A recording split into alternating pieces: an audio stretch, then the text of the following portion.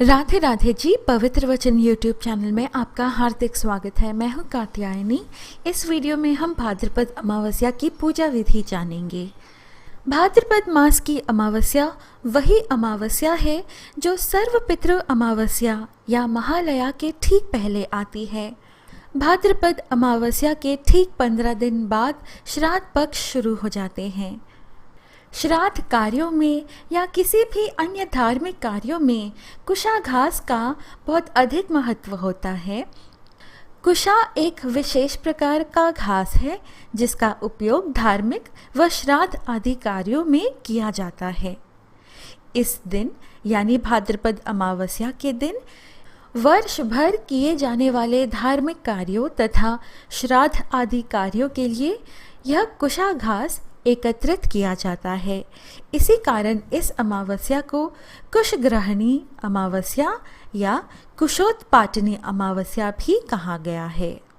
इस अमावस्या तिथि पर पितरों के निमित्त श्राद्ध आदि कर्म किए जाते हैं। वहीं कुछ क्षेत्रों में अपने संतान और पति के लंबी आयु व स्वास्थ्य के लिए यह व्रत रखा जाता है, तो कहीं किसान व बैल की पूजा की जाती है। इसकी जानकारी आगे बता रहे हैं। अमावस्या तिथि प्रारंभ हो रही है 6 सितंबर के प्रातः 6:38 से और अमावस्या तिथि समाप्त हो रही है 7 सितंबर के प्रातः 6:21 पर। उदया तिथि 7 सितंबर को होने के कारण इस साल पिठोरी अमावस्या दिन मंगलवार 7 सितंबर को ही मनाया जाएगा। 7 सितंबर के दिन पूजा के लिए शुभ मुहूर्त बन रहा है प्रातः 10:53 से लेकर दोपहर के 12:38 तक। इस दिन राहु काल है दोपहर के 3:17 से लेकर 4:49 तक। भाद्रपद अमावस्या के दिन दोपहर के मुहूर्त में यानी कि दोपहर के 12 बजे से लेकर दोपहर के 2 बजे के बीच पितरों के निमित्त पिंडदान व तर्पण आदि कार्य करें। इसके बाद ब्राह्मणों को या ज़रूरतमंद को भोजन खिलाएं और यथाशक्ति दान अवश्य करें। दान में जूते, चप्पल, कंबल, वस्त्र, छतरी आदि का दान किया जाता है। इससे पितृगण खुश होते हैं और आशीर्वाद देते हैं। जिन जातकों के कुंडली में पितृदोष हो या काल सर्प योग बन रहा हो वे इसी दिन शांति पूजा करा सकते हैं। पितृदोष से मुक्ति के लिए सर्वोत्तम मंत्र ओम नमो भगवते वासुदेवाय बताया गया है। आप निरंतर इस मंत्र का स्मरण करते रहें। खासतौर पर भाद्रपद अमावस्या के दिन इस मंत्र का जप अवश्य करें। 108 बार मिनिमम करें। भाद्रपद अमावस्या को अनेक नामों से जाना जाता है, जैसे कि पोला अमावस्या, पिठोरी अमावस्या, कुशग्रहण अमावस्या या कुशापाटिनी अमावस्या। पोला अमावस्या का नाम पोला क्यों पड़ा, इसके पीछे एक कथा है। भगवान श्री कृष्ण जब वसुदेव यशोदा मैया जी के यहाँ रहते थे तब कंस ने कई बार कई असुरों को उन्हें मारने भेजा था। एक बार कंस ने पोलासुर नामक असुर को भेजा था। इसे भी भगवान श्री कृष्ण ने अपनी लीला के चलते मार दिया था और सबको अचंभित कर दिया था। वह दिन भादो माह की अमावस्या का दिन था। इस दिन से इसे पोला कहा जाने लगा। पिठोरी अमावस्या के दिन विवाहिता औरतें अपने बच्चों एवं पति के लंबी आयु के लिए व्रत रखती हैं। एक पौराणिक मत के अनुसार पिठौरी अमावस्या व्रत का महत्व सर्वप्रथम माँ पार्वती जी ने इंद्रदेव जी की पत्नी देवी शुचि जी को सुनाया था। ऐसा माना जाता है कि इस अमावस्या के दिन व्रत करने से स्वस्थ और बहादुर पुत्र की प्राप्ति होती है। इस दिन माँ दुर्गा, सप्तमातृका और 64 अन्य देवियों की पूजा की जाती है। पोला अमावस्या के दिन मवेशियों की पूजा की जाती है। पोला अर्थात कृषक गाय बैलों की पूजा की जाती है, क्योंकि हमारा भारत देश कृषि प्रधान देश है। यहाँ कृषि को अच्छा बनाने में मवेशियों का बहुत बड़ा विशेष योगदान होता है। इसी के प्रतिरूप इस दिन किसान और पशुओं की विशेष रूप से बैल की पूजा की जाती है। पोला अमावस्या को इस कारण बैल पोला भी कहा जाता है। जो भक्त कुशग्राहिनी या कुशोत्पाटिनी अमावस्या मना रहे हैं, शास्त्रों में 10 प्रकार के कुशों का वर्णन मिलता है। जो भक्त कुशग्राहिनी अमावस्या या कुशोत्पाटिनी अमावस्या मना रहे हैं, शास्त्रों में 10 प्रकार के कुशों का वर्णन मिलता है। कुशाह काशा यवा दूर्वा उशीराच्छ सुकंदकाः गोधूमा ब्राह्मायो मौंजा दशदर्भाः सबलवजाः। इनमें कुशा, दूर्वा और गोधुमा अर्थात गेहूं का घास या फिर इनमें से जो भी कुश इस तिथि में मिल जाए वही ग्रहण कर लेना चाहिए। जिस कुश में पत्ती हो, आगे का भाग कटा ना हो और हरा हो यानी अखंडित ना हो, वह देव तथा पितृ दोनों कार्यों के लिए उपयुक्त होता है। कुश निकालने के लिए इस तिथि को सूर्योदय के समय उपयुक्त स्थान पर जाकर पूर्व या उत्तराभिमुख बैठकर दाहिने हाथ से एक बार में कुश उखाड़ लेना है। जहां पोला अमावस्या के दिन किसान और पशुओं की पूजा आराधना एवं उनको धन्यवाद देने के लिए यह त्योहार मनाया जाता है, वहाँ पोला 2 तरह से मनाया जाता है, बड़ा पोला एवं छोटा पोला।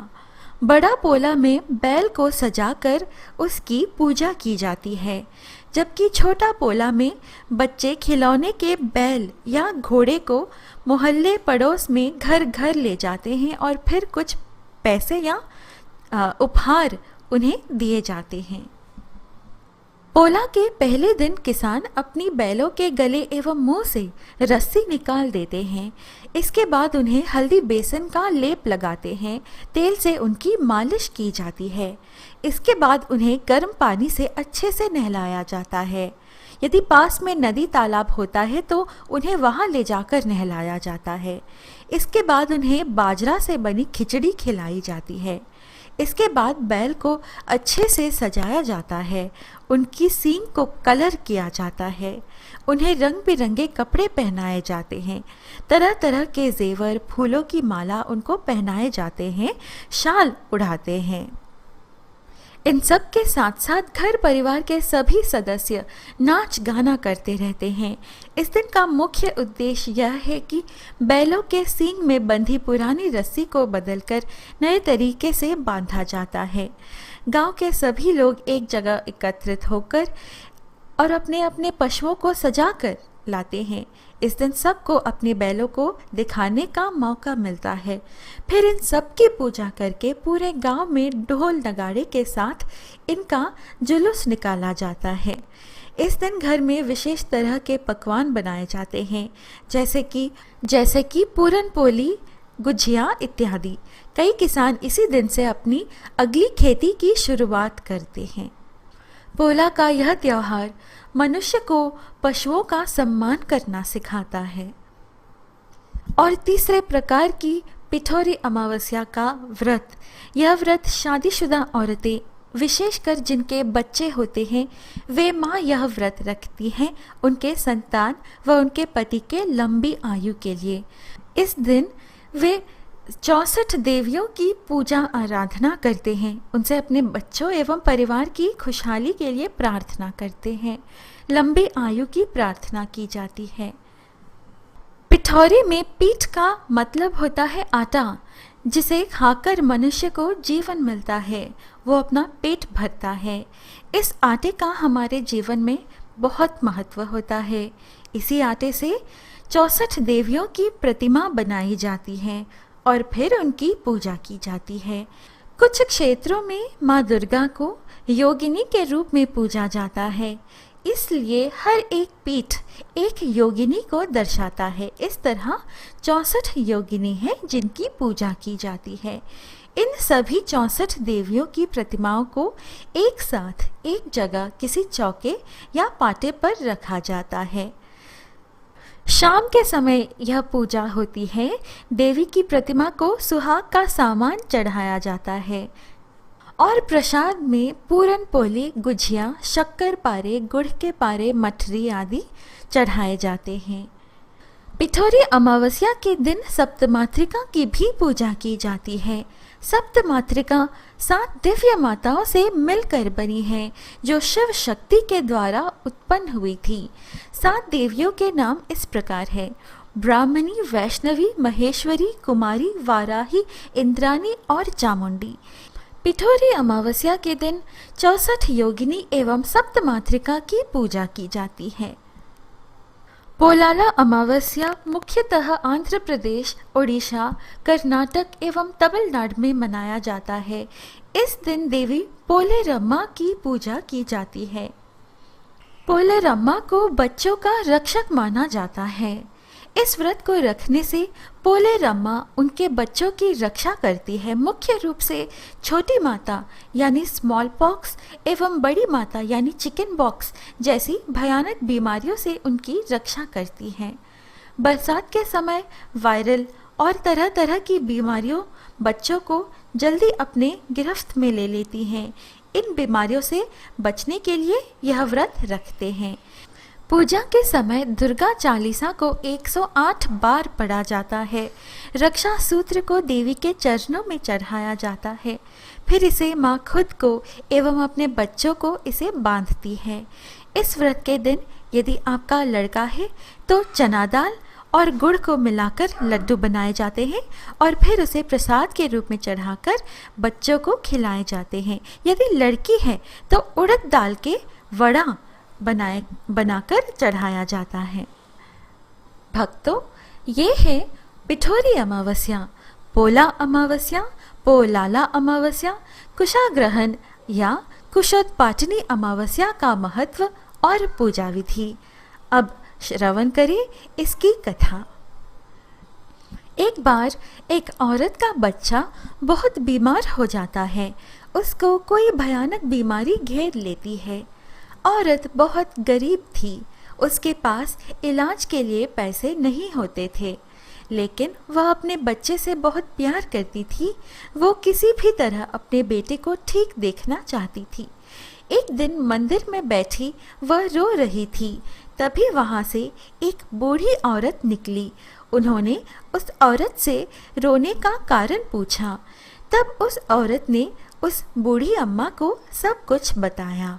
उस बूढ़ी अम्मा ने उसे पोलाला अमावस्या के बारे में बताया और पोलेरम्मा देवी एवं उनके व्रत के बारे में विस्तार से बताया। पोलाला अमावस्या अगले दिन ही थी, जिसे उस औरत ने पूरी विधि विधान से व्रत का पालन किया।